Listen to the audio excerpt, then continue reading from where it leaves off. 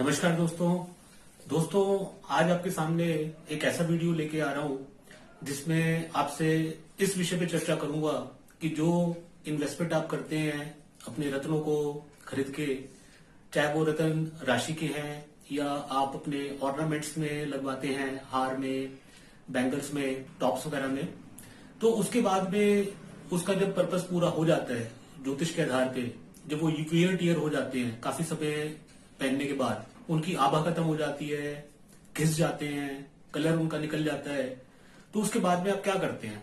उसको डिस्कार्ड कर देते हैं।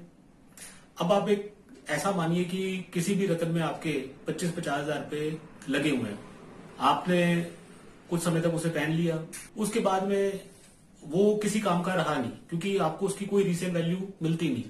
आप जिस ज्वेलर से लेते हैं उसके पास जाते हैं तो वो आपको मना कर देता है कि जी बेचा हुआ रत्न हम वापस नहीं लेते।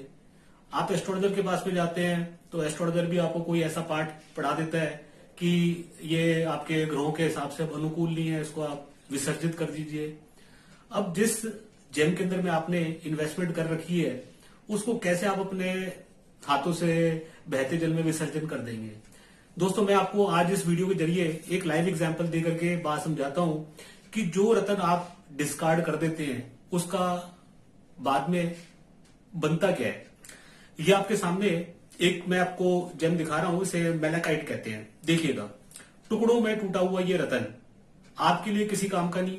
आपने चाहे इसे किसी भी कीमत पे खरीदा हो, लेकिन टूटने के बाद में ये हो गया बेकार।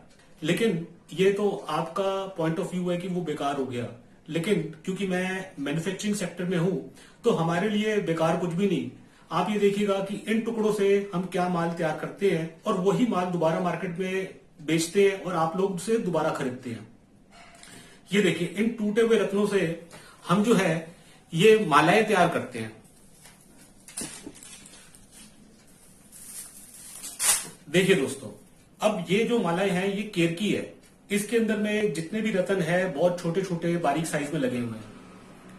तो जो जेम आप डिस्कार्ड करते हैं उसको हम केरकी के अंदर में ऐसे मालाएं तैयार करते हैं और छोटे छोटे ऑर्नामेंट्स भी तैयार कर लेते हैं। उसको दोबारा रीसेल करते हैं मार्केट में और वो अच्छी कीमत पे बिकते हैं। तो आपने कभी भी अपने पुराने रत्न, चाहे वो टूटे हों या घिसे हों, उन्हें डिस्कार्ड करना हो तो आप मुझसे अवश्य संपर्क कर लीजिए, क्योंकि मैं आपको उसकी अच्छी कीमत दिलवा दूंगा।